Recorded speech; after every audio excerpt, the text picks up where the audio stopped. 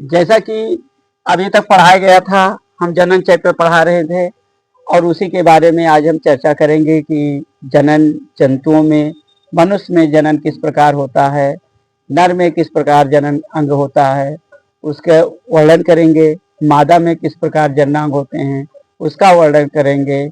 आज हम सोच रहे हैं कि आप लोग पढ़ेंगे, मेहनत करके आप लोग अच्छे से मार्क्स लाएं, परीक्षा भी आने वाला है और परीक्षा की तैयारी अच्छे ढंग से कीजिए। और हम जैसा आप कोशिश कर रहे हैं कि आपको आज नर जनन तंत्र के बारे में बताएंगे। और ये जो नर जनन तंत्र है, मानव का जनन तंत्र या नर जनन तंत्र या मेल रिप्रोडक्टिव सिस्टम।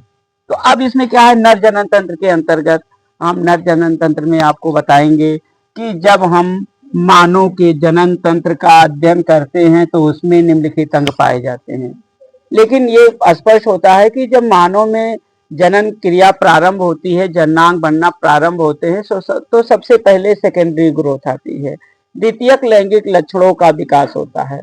और द्वितीयक लैंगिक लक्षणों के विकास के कारण क्या होता है कि शरीर में, चाहे बालक हो या बालिकाएं हो, अनेक शारीरिक एवं मानसिक तथा मनोवैज्ञानिक परिवर्तन होते हैं। क्योंकि जिस समय मानव जनन तंत्र का निर्माण होता है, उससे पहले हमारे शरीर में लैंगिक गौण लक्षणों का विकास होता है। लैंगिक गौण लक्षण के अंतर्गत अगर बात किया जाए तो जैसे मानव के जनन तंत्र का अध्ययन करते हैं तो उसमें निम्नलिखित भाग पाए जाते हैं, बहुत से अंग हैं, लेकिन उससे पहले भी परिवर्तन होने वाले होते हैं, जैसे नर लैंगिक गौण लक्षण। इसका हम अभी वर्णन कर रहे हैं, नर लैंगिक गौण लक्षण। क्योंकि जिस समय कोई, चाहे नर है या बालक है या फीमेल है, मादा है, तो अब उसमें क्या होता है, नर लैंगिक गौण लक्षण। जिस समय जननांगों का निर्धारण हमारे शरीर में होता है, उस समय बहुत सारे परिवर्तन होते हैं। तो पहले उसमें क्या होता है, नर लैंगिक गौण लक्षण के अंतर्गत देखा जाता है तो उसमें परिवर्तन होता है, जैसे बालक में आवाज का भारी होना, आवाज का भारी होना,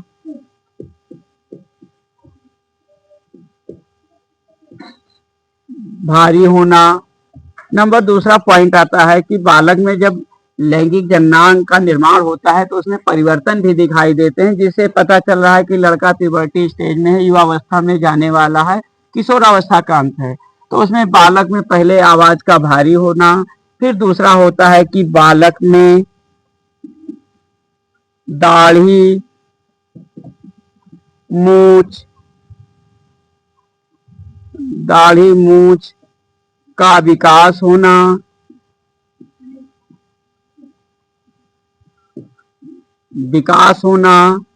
इसके साथ ही साथ देखा जाता है। तो फिर बालक में, जैसे कि तीसरा पॉइंट आप देख रहे हैं कि बालक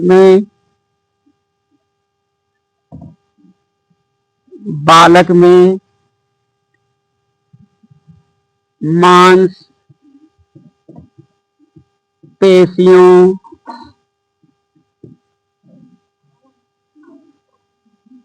का विकास होना।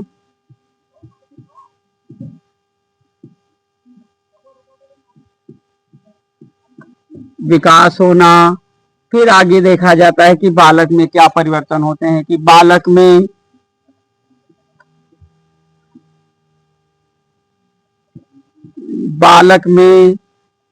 कंधे फैल कर, आप लोग भी लिखते चलिए और समझते चलिए, जहां पर ना समझ आए वहां पर बात करें। कंधे फैल कर चौड़े हो जाते हैं,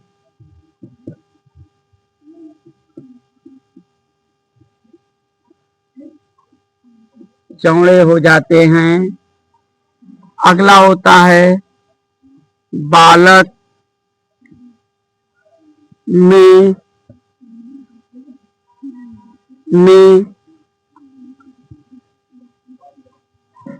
अगल बगल या जननांगों पर बाल आ जाते हैं।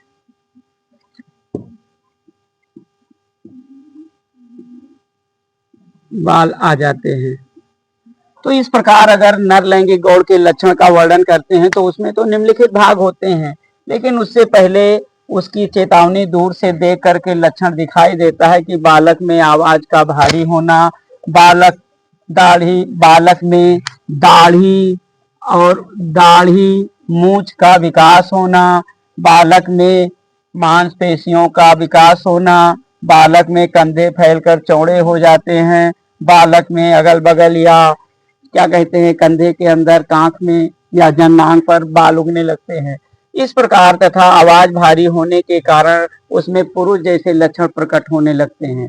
तो अब जब ये लक्षण प्रकट होने लगते हैं तो अब इसके द्वारा क्या किया जाता है कि शरीर में, क्योंकि इनके कारण ही हमारे शरीर में द्वितीयक लैंगिक लक्षणों का विकास होता है, और जो द्वितीयक लैंगिक गौण लक्षण का विकास होता है, इसी प्रकार अगर देखा जाए तो जैसे बालक में ये विकास होता है लैंगिक गौण लक्षण का, इसी प्रकार बालिका में भी लैंगिक गौण लक्षणों का विकास होता है, क्योंकि जन्नांग का प्रारंभ यहीं से होता है। लैंगिक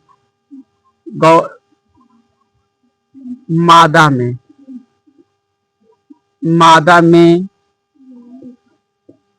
लैंगिक गौण लक्षण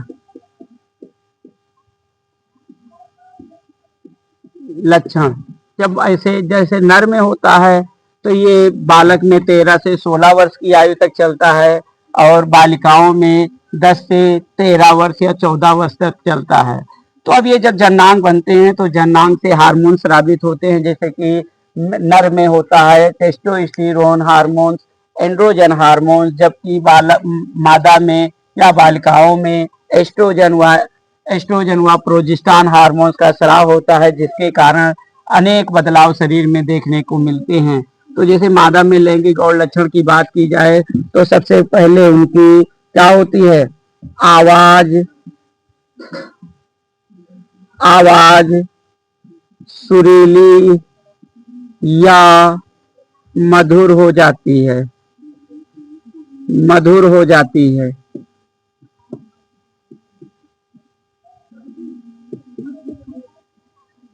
और इसके बाद में श्रोण मेखला, श्रोण प्रदेश फैलकर चौड़े हो जाते हैं। इसके बाद में स्तन का विकास होने लगता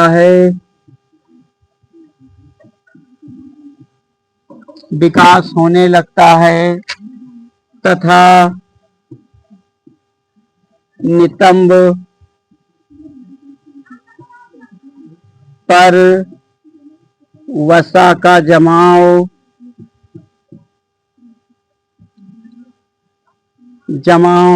अधिक हो जाता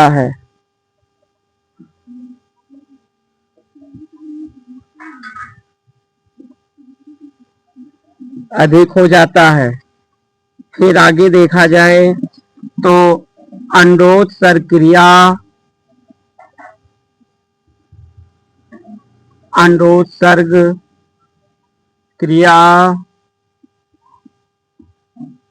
प्रारंभ हो जाती है। प्रारंभ होने के कारण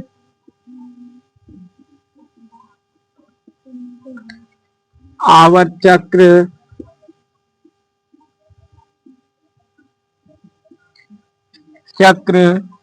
या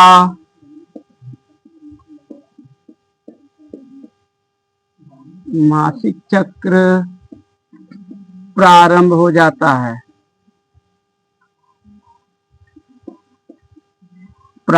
जाता है। इसके साथ ही साथ मनोवैज्ञानिक मनोवैज्ञानिक शारीरिक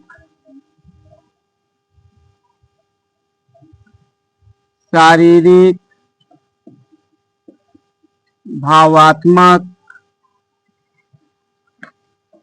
परिवर्तन होते हैं।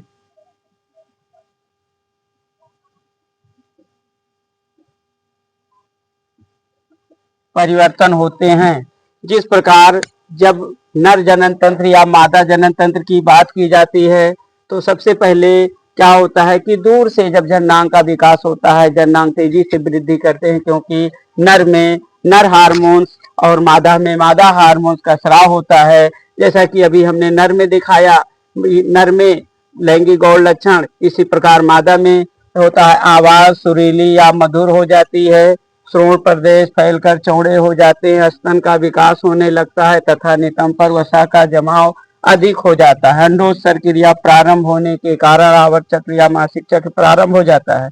मनोवैज्ञानिक शारीरिक भावात्मक परिवर्तन होते हैं। इस प्रकार जब ऐसे परिवर्तन बालक और बालिकाओं में दिखाई देते हैं तो उसमें स्पष्ट होता है कि अब इसमें जननांग बनने लगे और ये किशोरावस्था से युवावस्था में प्रवेश करने लगे। और जब किशोरावस्था से युवावस्था में प्रवेश करते हैं तो उनमें जननांग का बात आता है कि मानव नर जनन तंत्र का अध्ययन करने पर निम्नलिखित अंग पाए जाते हैं। तो इसमें जैसा कि हमने दोनों में बता दिया कि नर मादा लैंगिक गौण लक्षण, नर लैंगिक गौण लक्षण, लेकिन अब निम्नलिखित अंग पाए जाते हैं नर में। तो सबसे पहले होता है एक जोड़ी वृषण। एक जोड़ी वृषण, जैसा कि एक जोड़ी वृषण की बात की जाए तो मेल जब नर जनन तंत्र की बात की जाती है तो एक जोड़ी वृषण उदर गुहा के नीचे श्रोण प्रदेश में अंडाभ या गोलाभ संरचना वाले गुलाबी रंग के 20 से 25 ग्राम के वृषण होते हैं, जो जन्म के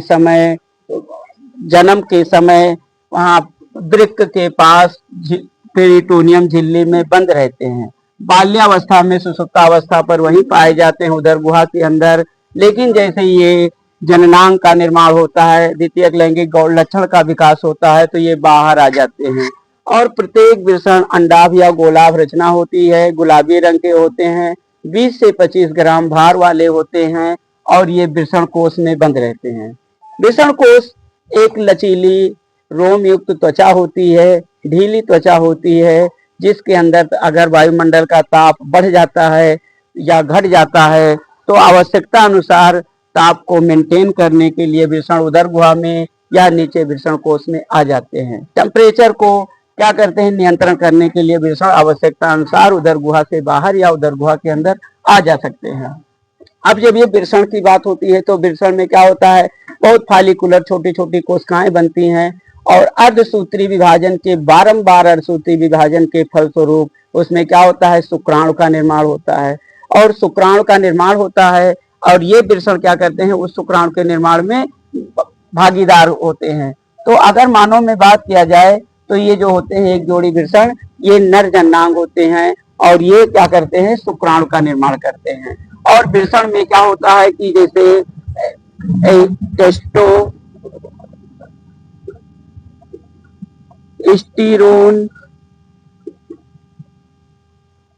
तथा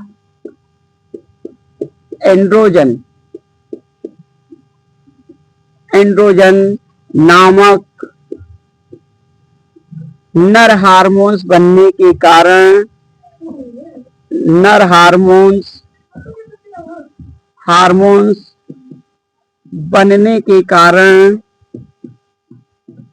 युवावस्था में प्रवेश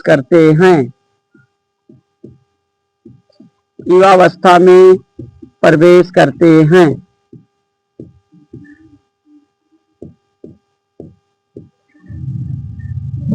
यानी कि वृषण का विकास उसमें पीयूष ग्रंथ के द्वारा जो स्रावित होता है गोनेडोट्रोपिक हार्मोन सबसे पहले जननांगों की वृद्धि को प्रेरित करता है और जैसे उनका विकास हो जाता है, वृद्धि होता है, तो तुरंत अंडाशय से वृषण से क्या होते हैं, टेस्टोस्टेरोन और एंड्रोजन हार्मोन्स का स्राव होता है, जिसके कारण बालक में लैंगिक और लक्षण का विकास होता है और उनका एकदम शरीर युवा अवस्था में प्रवेश करता है, जो पुरुषों के समान हो जाता है। तो हमने बताया कि एक जोड़ी वृषण होते हैं, फिर एक जोड़ी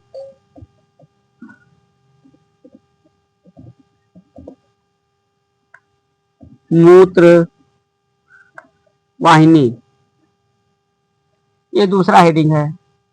एक जोड़ी मूत्रवाहिनी, अगर देखा जाए मूत्रवाहिनी नहीं सारी, एक जोड़ी शुक्रवाहिनी,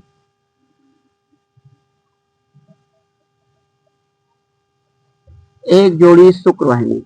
अब एक जोड़ी शुक्रवाहिनी क्या होती है कि शुक्रवाहिनी वृषण से निकली हुई एक पतली लंबी नलिका होती है, जिसकी लंबाई लगभग 13 सेमी होती है, और ये शुक्रवाहिनी वहां से वृषण से निकल करके आकर के यहाँ शुक्राशय में खुलती है, जहां पर शुक्राणु को संचित किया जाता है। तो एक जोड़ी शुक्रवाहिनी जो होती है, ये दूसरा जननांग का पार्ट होता है, जो वृषण में शुक्राणु होने के बाद में शुक्रवाहिनी के द्वारा ये शुक्राशय में पहुंचते हैं या एपिडाइडमिस का निर्माण करते हैं। लेकिन यही शुक्रवाहिनी आगे चल करके क्या करती है, तेजी से कुंडलित होकर के कामा के समान संरचना बनाती है, जिसे कि अधिवृषण कहते हैं, और अधिवृषण में शुक्राणु को वहीं पर क्या किया जाता है, संचित किया जाता है।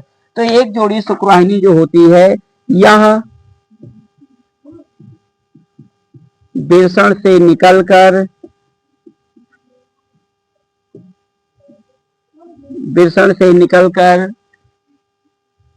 शुक्राशय में खुलती हैं,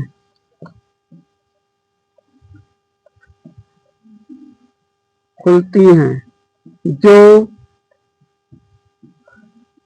मूत्र मार्ग द्वारा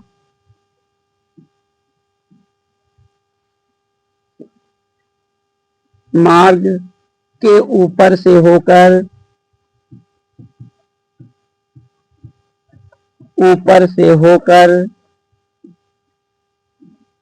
मूत्र मार्ग के ऊपर से होकर के क्या करते हैं, ये इजाकुलेटरी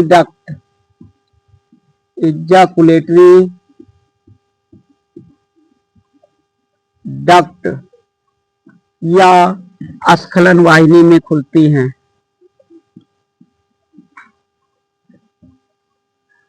स्खलन वाहिनी में खुलती हैं। फिर इसके बाद में आता है कि एक जोड़ी वृषण, एक जोड़ी शुक्रवाहिनी, और फिर इसके बाद में होता है कि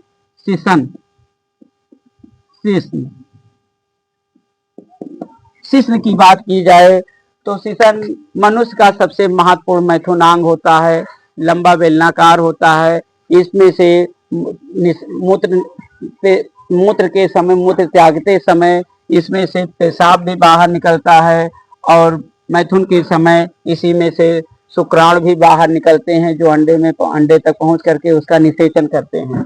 तो ये क्या होता है कि ये शिश्न जो होता है, मूत्र मार्ग के अगल बगल इसके मूत्र मार्ग बनाता है, और इसके अगल बगल कारपोरा कैबर नोसा होता है, जो वसा के बने होते हैं। और जब निषेचन का समय होता है तो इसमें कारपोरा कैबर नोसा में अधिक मात्रा में रुधिर भर जाने के कारण या फूलकर बड़ा हो जाता है, और जिसके कारण निषेचन क्रिया के समय शुक्राणु को अंडाणु तक पहुंचाने के लिए ये शिश्न का कार्य होता है।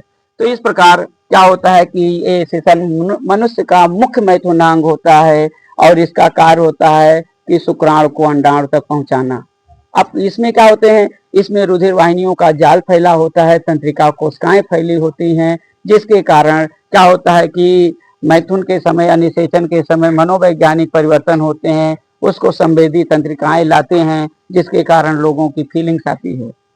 तो अब ये शिश्न के बाद देखा जाए तो मनुष्य में अगले हेडिंग होती है कि मनुष्य में पाए जाने वाले क्या होते हैं, जनन ग्रंथियां। तो मानव में जनन ग्रंथियों के रूप में 2 ग्रंथियां पाई जाती हैं। जैसे कि अगली हेडिंग है सहायक जनन ग्रंथियां। सहायक जनन ग्रंथियों के रूप में प्रोस्टेट ग्रंथियां पाई जाती हैं। अब प्रोस्टेट ग्रंथियां क्या होती है? एक जोड़ी प्रोस्टेट ग्रंथियां पाई जाती हैं। प्रत्येक ग्रंथि अनेक पालियों में बटी होती है, अनेक छोटे छोटे गोलाकार संरचनाओं में बटी होती है, पालियों में बटी होती है, जो यूरेथ्रा में खुलती है। यूरेथ्रा माने मूत्राशय में खुलती है, और यह वीर्य का या सीमेन का 20 से प्रतिशत भाग बनाती है, और अम्लीय स्वभाव होने के कारण शुक्राणुओं को सक्रिय बनाती है। अम्लीय स्वभाव के कारण शुक्राणुओं को सक्रिय बनाती है, ताकि शुक्राणु क्या करें कि सीधे वहां अंडाणु तक पहुंच करके अंडाणु का निषेचन कर सके। इसके बाद में काउपर्स ग्रंथियां आती हैं। काउपर्स ग्रंथियां, एक जोड़ी काउपर्स ग्रंथियां प्रोस्टेट ग्रंथियों के ठीक पीछे स्थित होती हैं, जो अपना स्राव यूरेथ्रा में करती हैं, और यूरेथ्रा में अपना स्राव करती हैं, जिसके कारण, जिसका स्वभाव क्षारीय होने के कारण ये क्या होता है? मूत्र मार्ग को चिकना बनाता है, और जो फीमेल में अम्लीय अंडाशय के द्वारा जो अम्लीय पदार्थ का स्राव होता है ओवम का, उस अम्लीय प्रभाव को समाप्त करके उदासीन बनाने का कार्य करती हैं। इस प्रकार देखा जाए तो सहायक जनन ग्रंथियों के रूप में मानव में प्रोस्टेट ग्रंथियां, और प्रोस्टेट ग्रंथियों के बाद में काउपर्स ग्रंथियां, काउपर्स ग्रंथियों के बाद में आता है शुक्राशय। शुक्राशय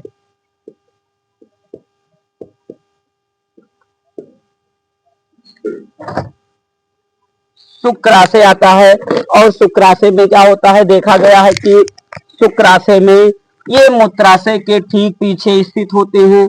क्या होता है? शुक्राशय, ये मूत्राशय के ठीक पीछे स्थित होते हैं, और ये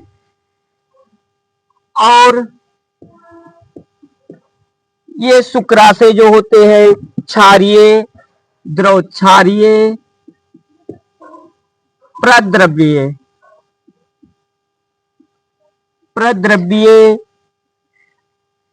प्रद्रव का स्राव करते हैं, और निषेचन के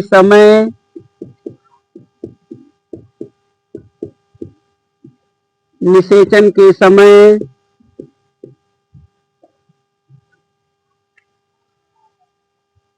मादा के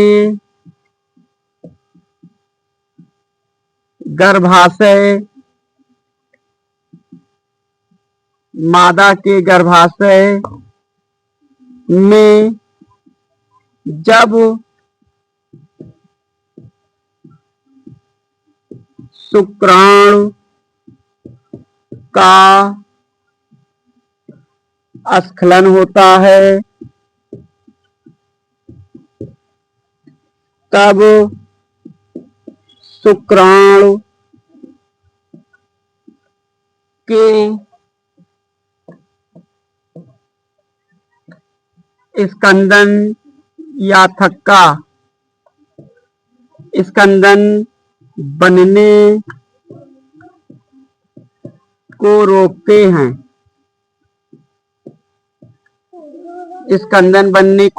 हैं। इसके साथ साथ ये भाग प्रोस्टाग्लैंडिंस,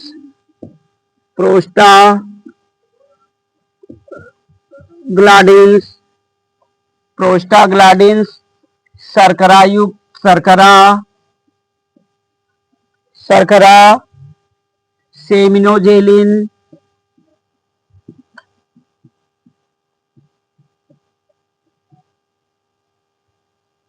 का स्राव करते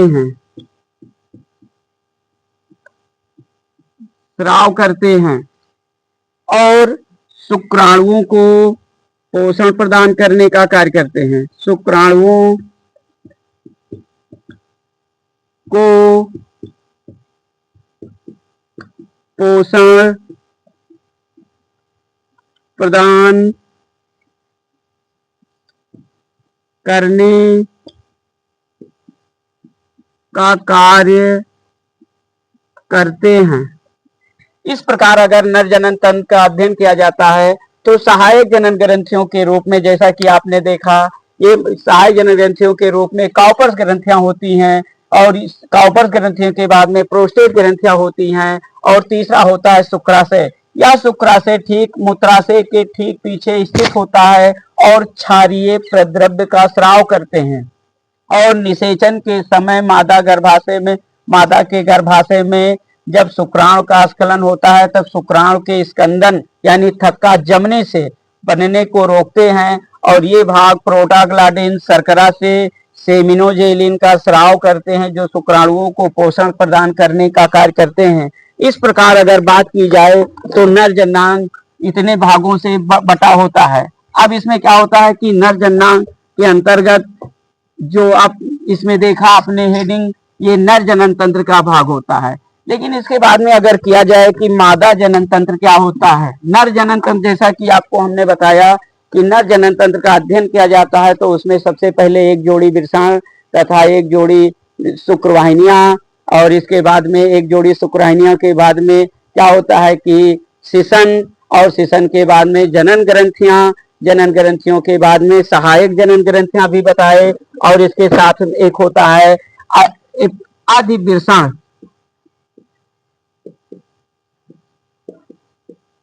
अधिवृषण इपिडाइडमिस।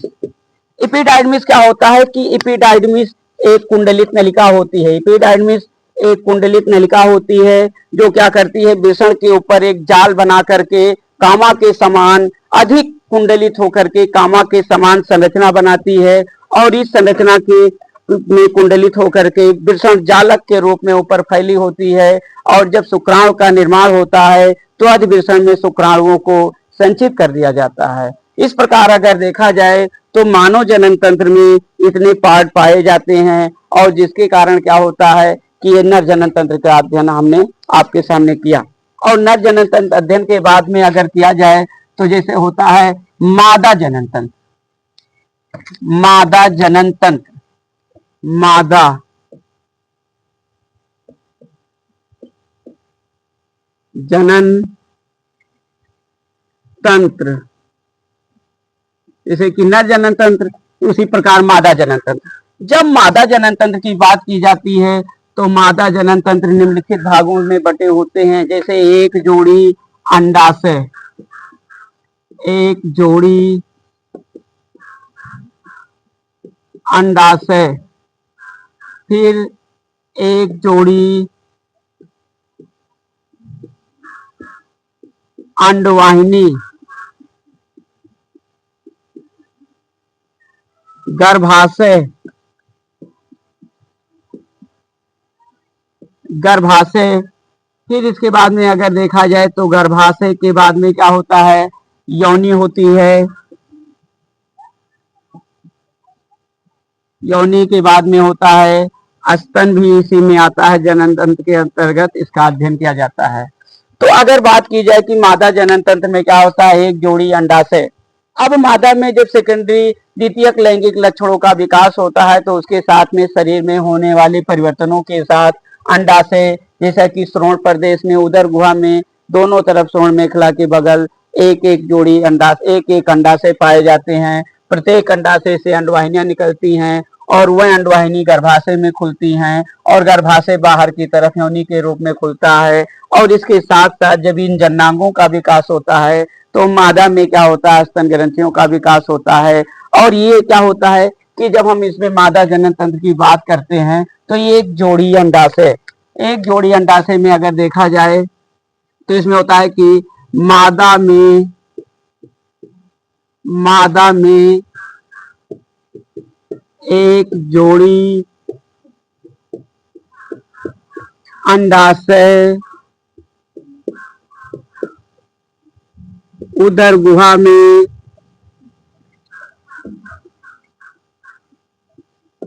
गुहा में श्रोण प्रदेश या भाग, श्रोण भाग में एक जोड़ी में अंडाशय, कशेरुक दंड के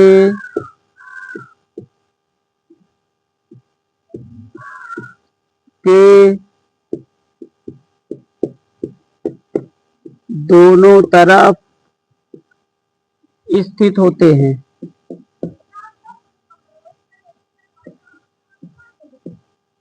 स्थित होते हैं। स्थित होते हैं, जिसके साथ ही साथ होते हैं। यह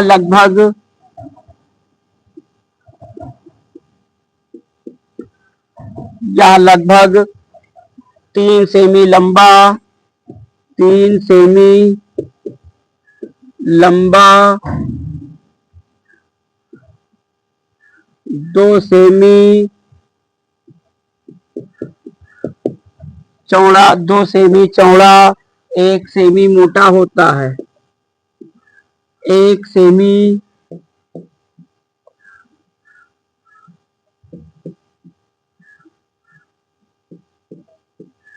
सेमी मोटा होता है। प्रत्येक अंडाशय अपनी ओर के प्रत्येक अंडाशय अपनी ओर के प्रत्येक अंडाशय अपनी ओर के मेजोवेरियम द्वारा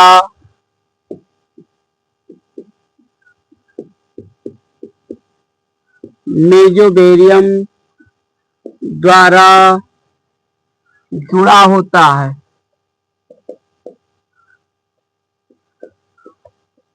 जुड़ा होता है तथा होता है तथा दूसरी तरफ अंडाशयी लिगामेंट से सधा होता है। अंडाशयी लिगामेंट से जुड़ा होता है। जुड़ा होता है।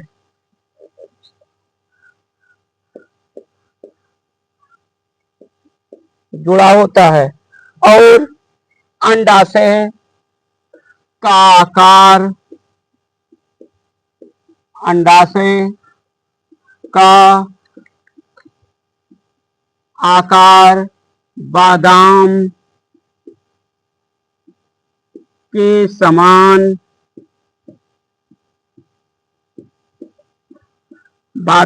समान होता है, जो उदर गुहा में होता है। जो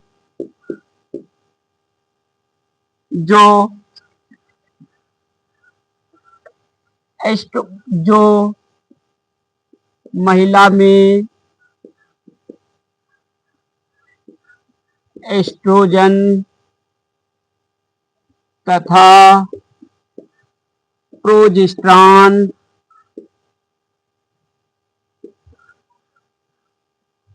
हार्मोन्स का स्राव करता है।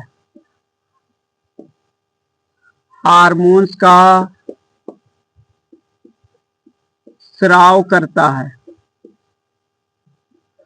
हार्मोन्स का स्राव करता है। इस प्रकार अगर मादा में सबसे पहले अगर देखा जाए तो एक जोड़ी अंडाशय होता है। मादा में एक जोड़ी अंडाशय उदर गुहा में श्रोण भाग में अंडाशय कशेरुक दंड के दोनों तरफ स्थित होते हैं। यह लगभग 3 सेमी लंबा, 2 सेमी चौड़ा, 1 सेमी मोटा होता है। 1 सेमी मोटा होता है और प्रत्येक अंडाशय अपनी ओर मेजोवेरियम द्वारा जुड़ा होता है तथा दूसरी तरफ अंडाशय लिगामेंट से जुड़ा होता है। अंडाशय का आकार बादाम के आकृति का होता है तथा महिला में ये एस्ट्रोजन तथा प्रोजेस्टेरॉन हार्मोन्स का स्राव करते हैं। हार्मोन्स का स्राव करते हैं। इसके बाद में अगर देखा जाए तो अंडाशय क्या करते हैं कि हार्मोन्स का स्राव करते हैं और हार्मोन्स का स्राव करने के साथ साथ क्या होते हैं कि जब महिला में सेकेंडरी ग्रोथ या द्वितीयक लैंगिक लक्षणों का विकास होता है तो एस्ट्रोजन और प्रोजेस्टेरॉन हार्मोन्स के कारण जननांग के जनन एपिथेलियम में बारंबार विभाजन और सूत्री विभाजन के फलस्वरूप अंडाणु का निर्माण होता है और वह अंडाणु क्या होते हैं अंडाशय में परिपक्व होने पर कहाँ आते हैं, एक जोड़ी अंडवाहिनी में। तो अब बात की जाती है अंडाशय के बाद में एक जोड़ी अंडवाहिनी।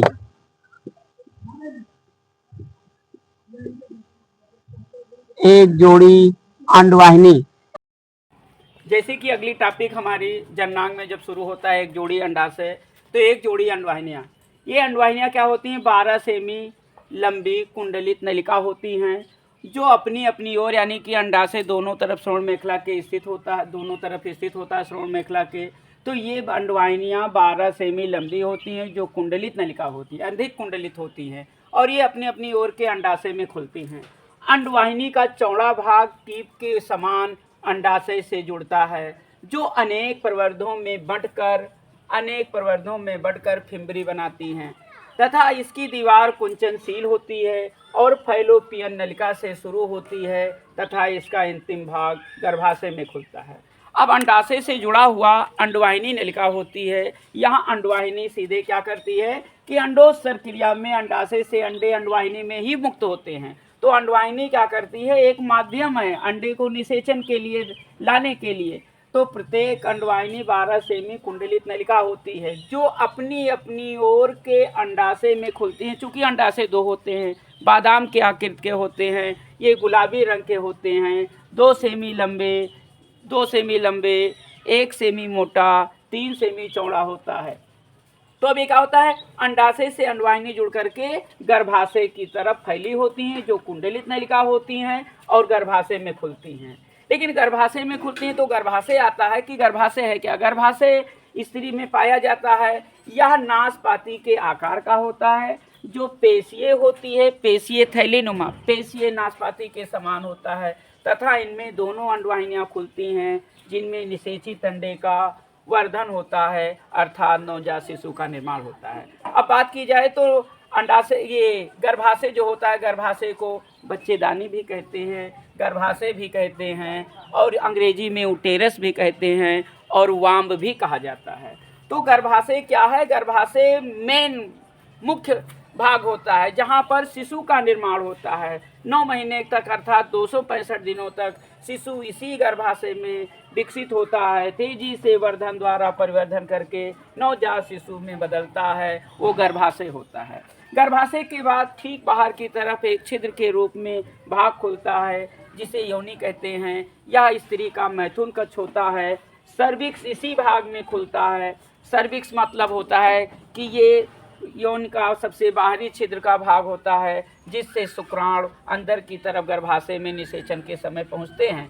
तो सर्विक्स इसी भाग में खुलता है, तथा योनि पर पतला झिल्ली के समान पर्दा होता है, जिसे हाइमन कहते हैं, और इस हाइमन झिल्ली के द्वारा रज्ज या आवर्त चक्र या मासिक चक्र बाहर निकलता है। हाइमन उन्हीं महिलाओं में पाया जाता है जो कुंवारी होती हैं, जिनका विवाह नहीं होता है या उससे पहले कभी उनमें संभोग नहीं होता है। अब ये हाइमन क्या है कि हाइमन ये स्त्री के उसको पहचान कराता है कि ये स्त्री अभी तक कुंवारी है। अब इसके बाद में ये क्या होता है कि ये स्त्री का मैथुन कक्ष होता है। इसके बाद में अगर बात किया जाए तो इसमें अंडवाहिनी, गर्भाशय और योनि ये स्त्री के जनन अंग के भाग हैं। ठीक इसी में अगर बात किया जाए तो आप देखेंगे कि होता है वाह्य जननांग, वाह्य जननांग या वल्वा, वाह्य जननांग या वल्वा। अब वाह्य जननांग या वल्वा में बात किया जाए तो वाह्य जननांग के रूप में, जैसा कि आप बाहर से देख करके जैसे स्त्री के बाहर जननांग को देखा जाता है तो उसमें 3 भाग दिखाई देते हैं। बाहरी भाग लंबा पट्टी के समान मोटे पल्ले के समान होते हैं, जिसे क्या कहते हैं, लेबिया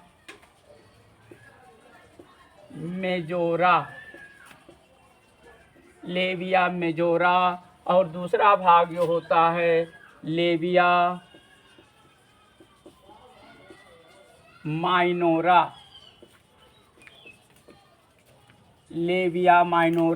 और इसका तीसरा भाग होता है भग शिश्न, जिसे अंग्रेजी में क्लाइटोरिस भी कहा जाता है, क्लाइटोरिस।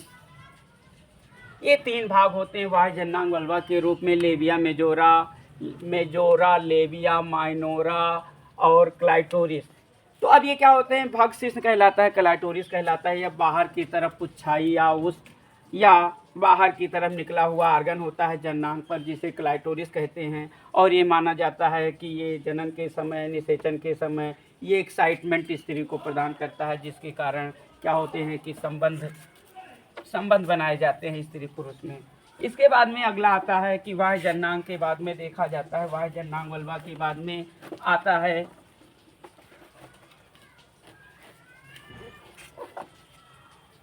वाह जननांग के बाद आता है स्तन ग्रंथियां।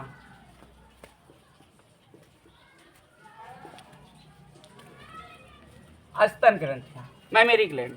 तो अब जब फीमेल में या मादा में बात किया जाता है कि मादा जनन अंग का निर्माण होता है, तो शरीर में बहुत सारे परिवर्तन होते हैं। जैसा हमने लैंगिक गौड़ लक्षण में बताया कि फीमेल में जननांग के बनते समय स्तन का भी विकास तेजी से होता है। तो अब ये यहाँ पीयूष ग्रंथि या मास्टर ग्रंथ के द्वारा एक हार्मोन स्रावित होता है, लुटियोट्रापिक हार्मोन्स। लुटियोट्रापिक हार्मोन्स पीयूष ग्रंथ के द्वारा स्रावित होता है। वो आकर के जैसे जननांग की वृद्धि होती है गोनेडोट्रापिक हार्मोन से, उसी प्रकार लुटियोट्रापिक हार्मोन्स आकर के महिलाओं में या फीमेल में या बालिकाओं में स्तन की वृद्धि को प्रेरित करता है। स्तन की वृद्धि जब उसके नियंत्रण में होती है, शरीर के नियंत्रण में होती है, और ये स्तन ग्रंथियाँ क्या होती हैं, आयु के साथ बढ़ते बढ़ते शरीर के अनुपात में इसका वृद्धि होता है। और ये क्या होते हैं कि इसके लुटियोट्रापिक हार्मोन्स के बाद में लैक्टोजेनिक हार्मोन्स आता है, और स्तन में तेज़ी से वृद्धि करके क्या करता है कि ये बंच ऑफ ग्रेप्स, अंगूर के गुच्छे के समान स्तन में अनेक छोटी छोटी थैलियाँ बनती हैं, और वह थैलियाँ क्या करती हैं, स्तन की वृद्धि में सहायक होती हैं। लेकिन जब कोई महिला गर्भवती होती है, तो जब महिला कोई गर्भवती होती है, जैसा कि ये स्तन है, आप समझ सकते हैं, ये तो इसमें क्या होते हैं कि स्तन के ये ग्रेप्स, बंच ऑफ ग्रेप्स के समान 18 से 20 थैलियाँ होती हैं फीमेल में। तो अब ये क्या है कि ऐसे थैलियाँ होती हैं, और प्रत्येक थैली से अनेक नलिकाएं निकली होती हैं। ये नलिकाएं बाहर आकर के और प्रत्येक एम्पुला या निपल्स में खुलती हैं, और इस प्रकार स्तन में दूध का निर्माण होता है। तो स्तन में जब कोई महिला गर्भ धारण करती है, तो स्तन में क्या होता है, ऑक्सीटोसिन हार्मोन्स के कारण स्तन में दूध का निर्माण होता है। और जब नवजात शिशु पैदा हो जाता है, तो महिला में दूध बाहर इसी रास्ते से बूंद बूंद टपकता रहता है। ये ऑक्सीटोसिन हार्मोन्स के कारण होता है। इसके बाद में अगर बात किया जाए, तो इसी में एक नंबर में आता है कि कभी कभी आ जाता है रोपण। क्या होता है रोपण, ये एक नंबर में आता है, बहुत महत्वपूर्ण प्रश्न है। तो रोपण में बात किया जाए, तो रोपण में देखा जाता है कि निषेचित, जैसा कि आप देख पा रहे हैं, निषेचित अंडे का गर्भाशय से जुड़ना रोपण कहलाता है, रोपण कहलाता है।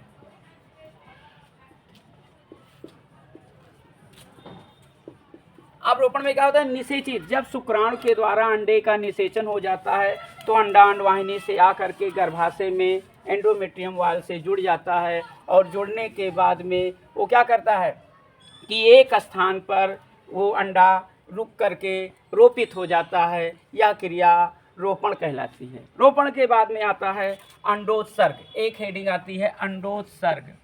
अब अंडोत्सर्ग भी ये 2 नंबर का, कभी कभी 3 नंबर में आता है। अब अंडोत्सर्ग की बात की जाए, तो क्या होता है, प्रत्येक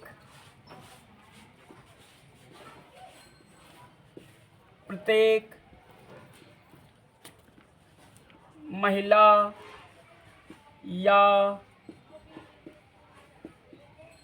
बालिका में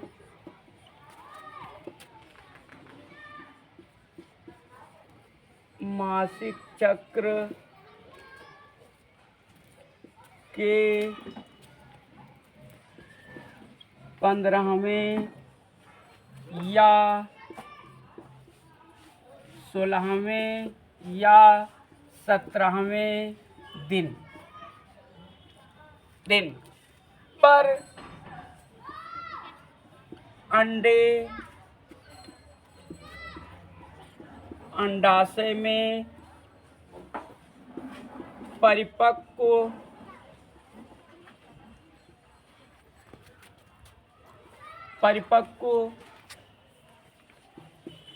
होने के बाद अंडवाहिनी में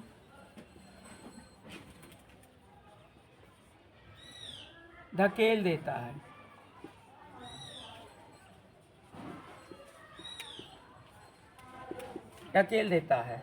यह क्रिया अंडोत्सर्ग कहलाती है। अंडोत्सर्ग कहलाती है कि प्रत्येक महिला या बालिका में मासिक चक्र के 15वें में, किसी में 15वें दिन, किसी में 16वें दिन, किसी में 17वें दिन पर अंडे अंडाशय में परिपक्व होने के बाद में अंडवाहिनी में ढकेल देता है और फॉलिकल अलग हो जाती है तथा अंडाशय से अंडे आकर के अंडवाहिनी में पहुंच जाते हैं। और अंडवाहिनी में अंडे को पहुंचना ही क्या कहलाता है? अंडोत्सर्ग।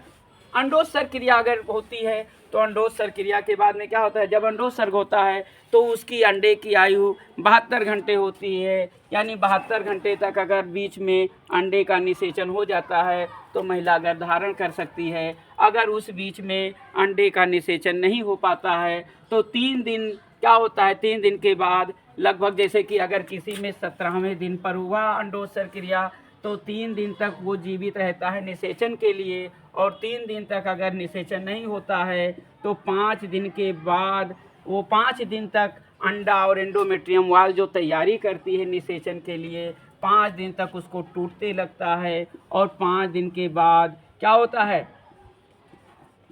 मासिक चक्र आ जाता है।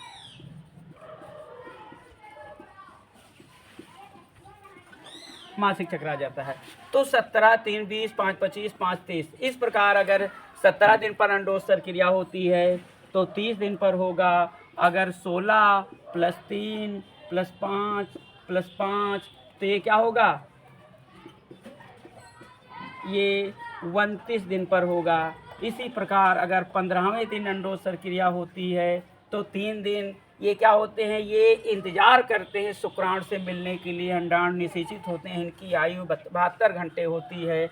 और 3 दिन के बाद 5 दिन टूटते फूटते लगते हैं और 5 दिन के बाद ब्लड के रूप में 28वें दिन पर मासिक चक्र हो जाता है।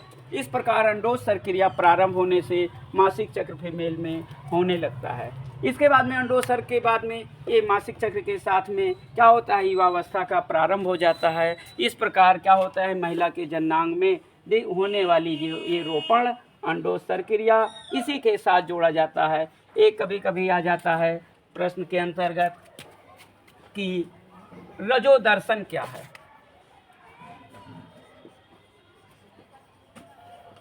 रजो दर्शन ये भी 1 नंबर या 2 नंबर का भी 3 नंबर।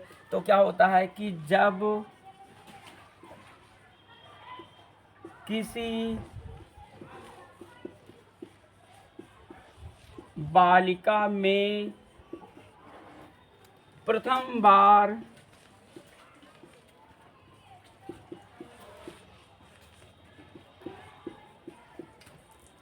मासिक चक्र आता है तब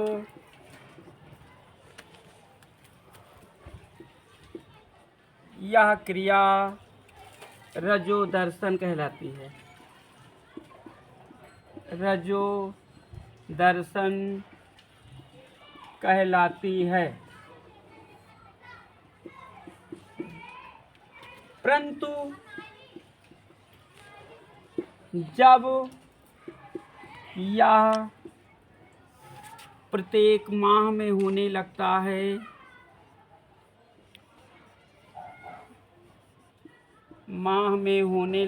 है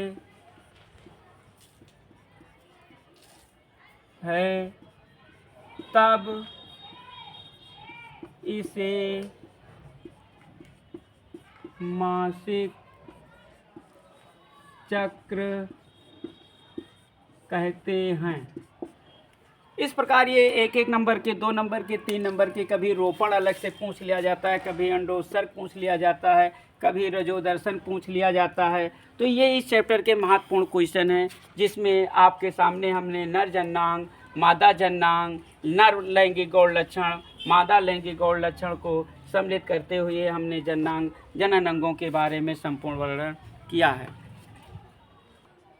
जैसा कि हम समझ रहे हैं कि जिस प्रकार नर जननांग, मादा जननांग, नर लैंगिक गौण लक्षण, मादा लैंगिक गौण लक्षण या रोपण, अंडोत्सर्ग क्रिया, रजोदर्शन, जैसा कि हमने आपको बताया है। आशा करते हैं कि आप लोग ये चैप्टर पढ़ करके समझ गए होंगे, और जो कुछ अगर कमी रह गई हो गई, नहीं समझ पाए होंगे, तो कमेंट के द्वारा हमको बताएंगे और हम उसको पूरा करेंगे, ताकि आप लोगों को अच्छे से समझ में आ जाए। क्योंकि परीक्षा की दृष्टि से यह बहुत महत्वपूर्ण क्वेश्चन है, जो बार बार कक्षा 10 में भी और कक्षा 12 में भी पूछा जा रहा है। हमने एक वीडियो बनाया था अलैंगिक जनन, उसको आप लोगों ने ढंग से नहीं पढ़ा, वो बहुत महत्वपूर्ण क्वेश्चन है, उसको भी पढ़ते रहिए। और ये पुष्पी पादपों में लैंगिक जनन पढ़ाया था, वो भी बहुत महत्वपूर्ण क्वेश्चन है, क्योंकि ये 10 और 12 में ये क्वेश्चन बार बार पूछे जाते हैं। इसलिए आप लोग इस क्वेश्चन को कायदे से मेहनत करके पढ़िए, और समझ में ना आए तो हमको कमेंट करके बताइए, तो हम उसका सलूशन या समाधान ढूंढ करके आपको देंगे।